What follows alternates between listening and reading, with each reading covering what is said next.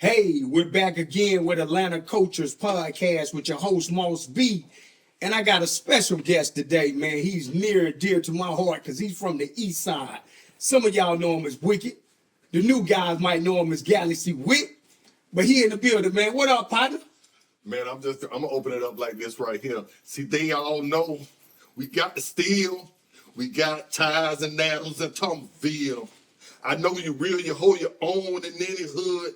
Perry Home, Carver Homes in Hollywood, Kirkwood and Summer Hill, they sport the grill. I'm in flipper grinding, I gotta pay a bill.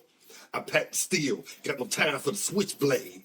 I was out my mind when I trapped off Cascade. Every dime we stuffed, they were sold. Made most of my money on Keller Road. I had a crib off Gresham that had me hot. Hoes on the strip, in Boat Rock. I never bought dope without a scale. Learned that while I was trapping in Scottsdale. And did a mention, we live in Greater, where Moss B? In Decatur. That's right, nigga, what's happening? Yeah, my partner, man. Hey, Yes, Wicked. We're Yep. going to jump right on into this, man. This is Atlanta Coaches Podcast and the page. So if you from the A, which you ain't from the A, you really from Decatur. That's right. So what high school did you go to? I went to a couple of different high schools. Columbia. We used to have this thing called M to M, so I went out to Clarkston, I went out to Stone Mountain, and then I wound up graduating from Open Campus. I actually dropped out of school in the 10th grade. But a lot of people think that, a lot of my Stone Mountain, my Clarkston, and my Scottsdale partners, since we used to trap out there, think that I'm from out there. You know what I'm saying? But I'm from McAfee, 2118 Green Forest Drive, right next door to Wadsworth with the Snapfinger Elementary. That's where Galaxy Week. Shout out to Columbia High. I'm also a Columbia High School graduate, That's man, right. so I fuck with Columbia niggas. That's right. So what hospital was you born in? Now I'm graded. I'm graded. See, and that be the catch-22 there. Like, Okay. You see what I'm saying? I'm graded. So I guess, does that count that I'm from Atlanta? It's just where your heart lies. Decatur. You know what I'm saying? I'm Decatur. That's on. You a Decatur nigga to me. Now look, Moss, I wanted to kind of, clarify a lot of this stuff. I feel like that there's Metro Atlanta. Okay. There's Atlanta, there's Decatur, like I said, we got Marietta, the city of Decatur. None of Oh, you us, talking about? No. And see, when people be trying to get technical with stuff, in actuality, I'm from McAfee, right? Mm-hmm. Pinedale, Rosewood, Marion Lane, yeah. goddamn Barber Lane, it's the Canard, you know what I'm saying? That's where I'm from. But technically, we're not from the city of Decatur. We're from DeKalb County. I was gonna get to that. You but see what I'm now saying? we already on it. But see, because everybody be trying to be so technical and slick. They call it the square. If you ain't from the square, you ain't Correct. from Decatur. Decatur, If you ain't from right. the city in that square, Correct. niggas trying to tell me since I went, he said, "No, man, your address just said Decatur. You ain't really from Decatur. Right. And when you argue with a nigga like that, I didn't live in the OPs or nothing like. But when you argue with a nigga like that, they are kind of right. But at the same time, we are the one that made Decatur. You understand what I'm saying? Decatur ain't but up 2 miles wide. Motherfucker. It's because of Rainbow Drive, Keller Road, Glenwood, Wesley Chapel. You know what I'm saying? That really makes Decatur. So, I feel like that all of us, you know what I'm saying, because I got a Decatur address, you know what I'm saying, but all of us are really from Decatur. For all the niggas that's coming in my comments, talking about, well, you ain't live in the city of Decatur. I get that too. I know you be getting that shit. Too. I get that too. I'm like, nigga, shut the fuck up. Yeah, I get that too. Y'all had one train station, one McDonald's, nigga. Nigga ain't nothing in Decatur but the courthouse. That's nigga. it. I was about to say that when you're going down the road. We was scared to go down Nigga know that. Yeah, 2 police cars. That was it. And matter of fact, you get locked up in Decatur, nigga, they gotta bound you over to our jail. Gotta go to DeKalb County. Gotta go down to Memorial Drive. That's right. Yeah. Look, I definitely was scared to go down there. If you get too close to Andy Scott, yeah, it really fucked up. But I'm not from. A lot of people think that I'm from Scottsdale. A lot of people think I'm from. Y'all mentioned Clarkston. I'm from Clarkston. Well, you know what I'm saying. When we, when we start trapping out. How did y'all even get from trapping to the rapping? Well, every night when I first got with Nino, Nino was messing with old girl now, and he wasn't trapping then. He was doing whatever the fuck he was doing. Nino them was, from the island, so they was into all kind of other shit. So when I got with him, I started growing up on the hill and fucking with them niggas. And I saw the money that they was getting up there, and they was getting motherfucking money. You know what I'm saying? So I came back down. And I told me and Nino, we had done hooked up by then, and I told Nino, I say, man, them niggas up on the hill is getting motherfucking money. And he had a real strong accent. He still got money. It's stronger than that? I said, yeah, and Nino was older than me. Gotcha. So Nino was kind of I could kind of threaten the niggas over in Clarkston with Nino. Yeah, I got these crazy ass Jamaicans with me, you know what I'm saying? They trying to come in here and kill everything. Play with it if you motherfucking want. All they want is this right here. We're throwing the boot game. Oh yeah, I'm playing real hard. Yeah. So, I got with these niggas, and I told Nino, I said, shit. Man, if we get like a little 50 slab, you know what I'm saying? Nigga, we Chop got that down. We chopped that down, nigga, in 2 days, nigga, we was up on the goddamn ounce. And from there, shit, we just... I went from a 50 to an ounce that quick. Man, it was booming at that goddamn... So then we kept ringing up. And I ain't gonna say... if I start saying a lot of the names of the niggas that we were fucking with, you gonna know these niggas. You know what I'm saying? I got you. But niggas will tell you, we were calling them up there 3-4 times a day. Yeah. This how Clarkson was booming at that 7-Eleven in front of Jameson Place. Every single day, all day, every day. And trap that bitch out. And just trap it out. And we were... Hold on. Now, you done mentioned trap. So back then, were y'all calling it the trap then? Yeah. I named Decatur the deck. It ain't a nigga. That's another thing. See, people talking about the word trap. Decatur, niggas would call it the Decatur. The DEC, the deck. When I first came out with Straight from the Deck, niggas didn't know what I was talking about. They thought I was talking about Straight from the Dead. They were like, what the fuck is he saying? You know what I'm saying? Even niggas from Decatur, it took a minute to get it. You understand what I'm saying? That's why we playing with the cards in the video. We coming from the deck. We at the bottom of the deck. Bottom of the deck, baby. You see what I'm saying? So not only I named Decatur the deck, and we're the first one saying. Now I'm not gonna sit here and say that nobody that it wasn't old players in the '70s that they called a hood a trap, but all the other rappers. Let me distinguish this. I used to ride in the van with Pimp C and Bun and 8 Ball and MJG and go do shows. MC Breed and Pop. I was there when they did. We did. I gotta get mine. Gotta get yours. And Andre Rise in the house. They cut me out. That goddamn video too, by the way. But when I'm bending corners with 8 Ball, they would call it the track. Yeah, you see what I'm saying? That's what they call it in Memphis too. A lot of people, the track. A lot of people would call it the spot. Some would call it the hood, the cut. You understand what I'm saying? But the trap was goddamn Dino and motherfucking Wicked. Exactly. Gotcha. Now I ain't gonna, like I said, I'm not gonna say that I invented the word because I had to get that word from somewhere subconsciously. You understand what I'm saying?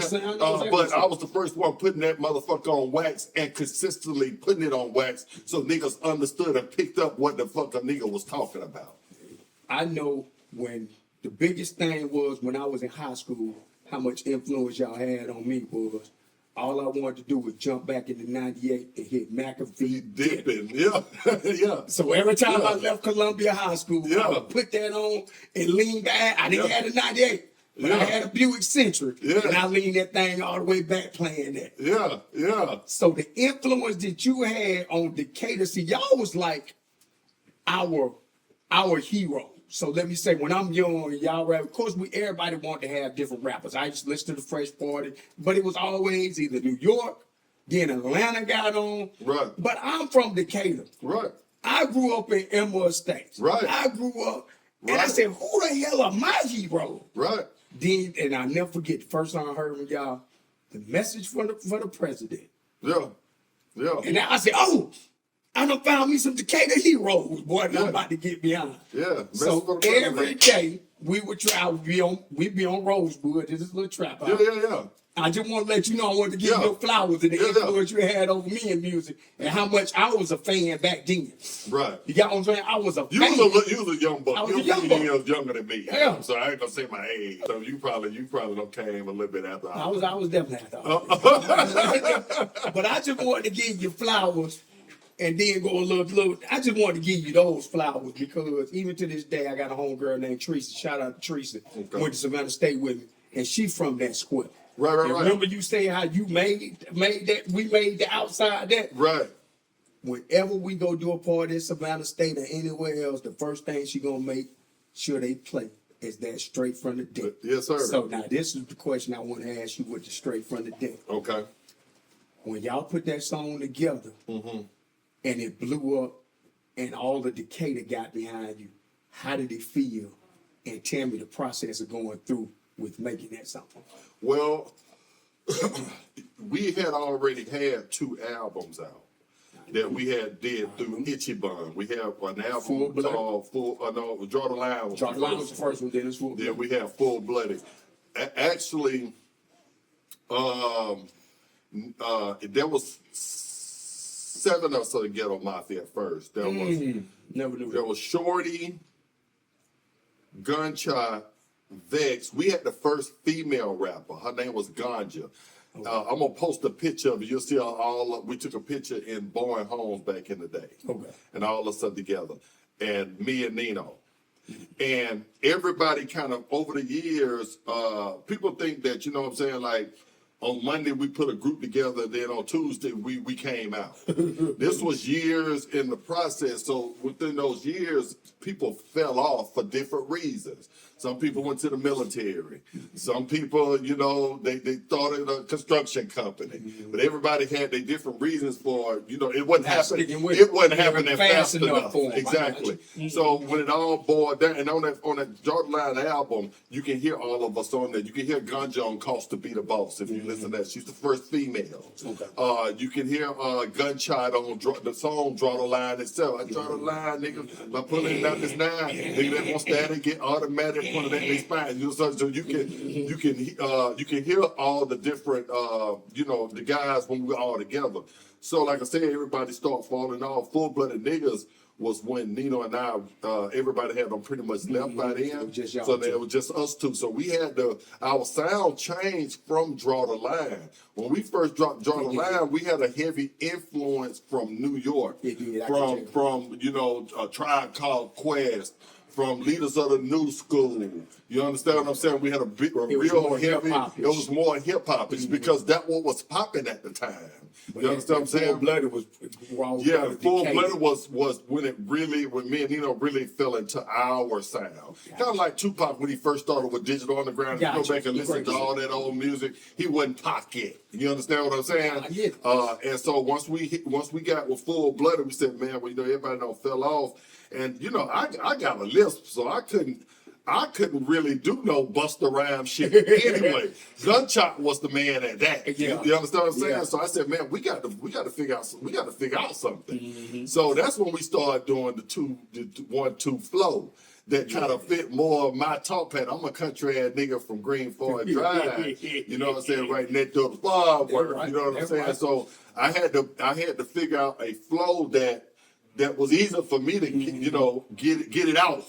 And for a motherfucker to understand what I was saying without me having to say a whole bunch of goddamn words. Smoke good, drink good, 500, SEL, DC, HEL. Nigga, you know what I'm talking about. You see what I'm saying? And within those one word, everything, you can imagine everything. You see what I'm saying? So that's kind of what our mindset was when we did Straight from the Deck. Boney E, who did the track, he called us over. He said, man, I got this track for you, man. It's a monster.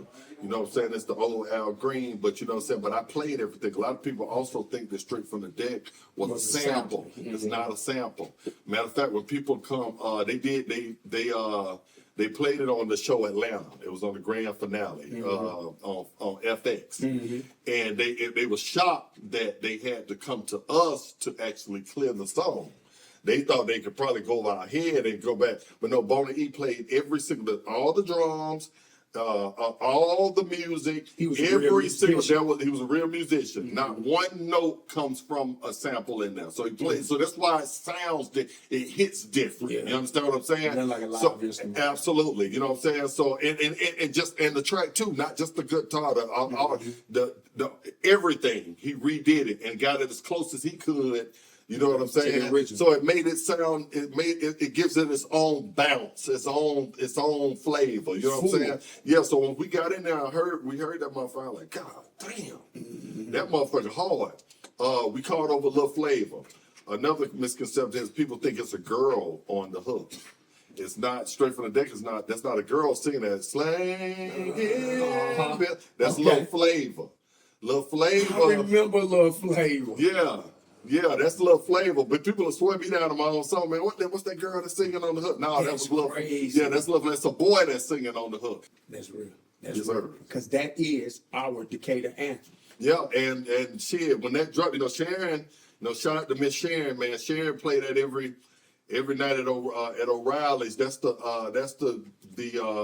$1 drink. You know what I'm saying? She played every night at the same goddamn time, and you get your double shot for $1. When you hear Straight from the Deck, everybody run up to that motherfucker. Right, so when Straight from the Deck dropped, I didn't understand the impact of it now. That I understand the impact of it now.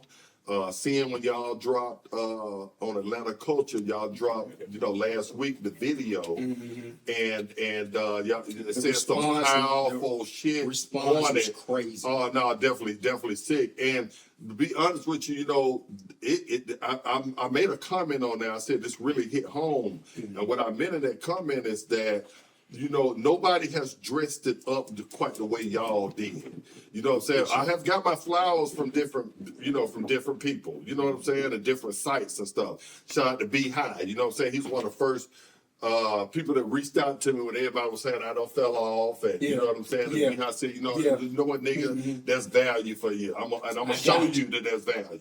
I'm gonna show you that people love you out here. That's right. Because I had, we went through depression for a while. Like a lot of rappers do, and I want to touch on this because I have been around these rappers. You got this plaque right here, Yin Yang Twin. Well, Kane is my partner. You know what I'm saying? We have a new record coming out, me, him, and Young Bleed, that's out of Baton Rouge. But, there were times that, Kane and I mean, I'm not going to go into some of the conversations that we had, especially when there was no old school radio stations yet. It was a gray area from maybe 2005 to 2016, and a lot of us were looked at as saying we don't fell off. Has been. So a lot of us rappers, all we had was each other because we came from the era. We understood. I understood the value of Yin Yang Twins. I understood how great Kane is as an artist. I don't do no songs without Kane. You understand what I'm saying? But the public was looking at us sideways, and not just us, looking at the New York rappers, looking at the rappers from out west. So a lot of us have went through depression. We have seen that with artists that have committed suicide, that have wind up getting on drugs, that didn't make it back. You understand what I'm saying? So I say that to say that when y'all, people like B High and y'all, when y'all give that accreditation, that validation now in these days and times, it could damn near save a life, man. So I be seeing y'all dropping stuff on a lot of artists that niggas don't forget about.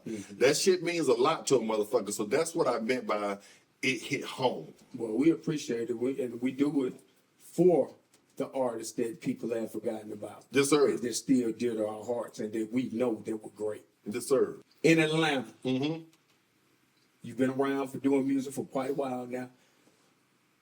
From the new to the old, give me who you think your top 4 would be in Atlanta, excluding yourself. From, you said just all time, any artist. From the time all time. Well, see, you know what? I've had this conversation with people before, and it's hard to, they call it the Mount Rushmore, right? And I say this all the time. Mount Rushmore was 4 white men, right?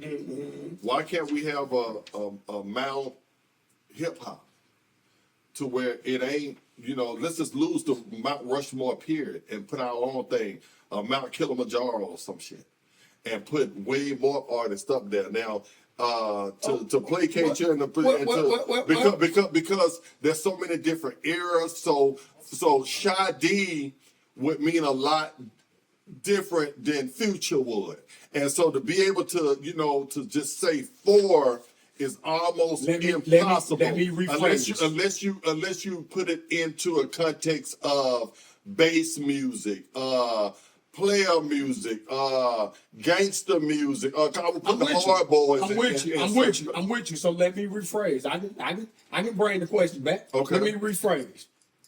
Give me your top four, and we're gonna call it the Mount Kilimanjaro. Okay. Because we are some black Africans. I'm with that. I love that. Okay. We're gonna say that your Mount we're gonna go to different categories. Okay. Mount Kilimanjaro of gangster rap from 90 to 2000. I'm gonna say the Hard Boys. Okay. I'm gonna say the CMP boys from the West Side. I'm gonna say, of course, Ghetto Mafia. You said to 2000. Mm-hmm. That's kind of when Tip hit. When Tip hit, with Dope Boys in the Trap, they hit in 2000. So they hit in 2000. You're right. Now you're talking Early about 2000. Atlanta, just Atlanta. You're talking Atlanta. Just Atlanta, yeah. Let me make sure I didn't leave out anybody, because let me make sure I didn't leave a CMP, Hard Boys, Ghetto Mafia, Tip. I think that would be if you're just talking about straight gangster, trap shit. You know what I'm saying? Now let's go from, we're going to say bass music. We grew up on that Buddha shape. Correct. So let's go. I kind of left out, who kind of, tiptoed on both sides was the hitman Sammy Sam. He kind of was gangster, but you could put him in that bass class too. And Sam also was very hip hopish when he first came out too. Absolutely. So, but he could kind of fall in a lot of those the gangster category as well as that bass category. He could fall in both. He was well rounded. But go ahead to so I want to go next. Your Mount Kilimanjaro of bass rappers that came out of Atlanta. We definitely have to start with Sade. Mm-hmm. I'm gonna throw this in. He wasn't a rapper, but his influence on the culture, King Edward J. I love it. You know what I'm saying? I'm on Kilo King Edward J. We got to say Kilo Ali. Mm-hmm. Raheem the Dream. Mm-hmm. Also started off Kizzy Rock. It was so many. The bass. I knew that was going to be tough. That was kind of our foundation. That was our foundation. That and the dancing. Yeah. You see what I'm saying? So that jumped everything. King Edward J. The mixtapes. You know what I'm saying? You had them on that side. You had got that Edward on this side. Yeah. You know what I'm saying? So that was our foundation. But yeah, I would say just if we're gonna narrow it down to four: Kilo Ali, Raheem the Dream, Sade, and like I say, you know what I'm saying? Everybody on the JT. Everybody JT. Shout out to JT. Yes, sir. And one more. We're gonna do one more. Okay. The new young nigga era. If you had to pick some young niggas, who the new young nigga era?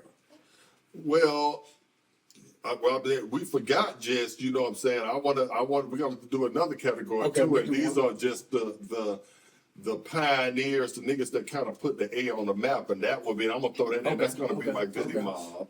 Okay. That's gonna be my Outcast. That's gonna be the whole Dungeon family. Okay. You understand what I'm saying? That's gonna be Ghetto Mafia, definitely. We kind of transcend that. The same thing. So, okay. yeah, we're in that category. You gonna jump I'm in both categories.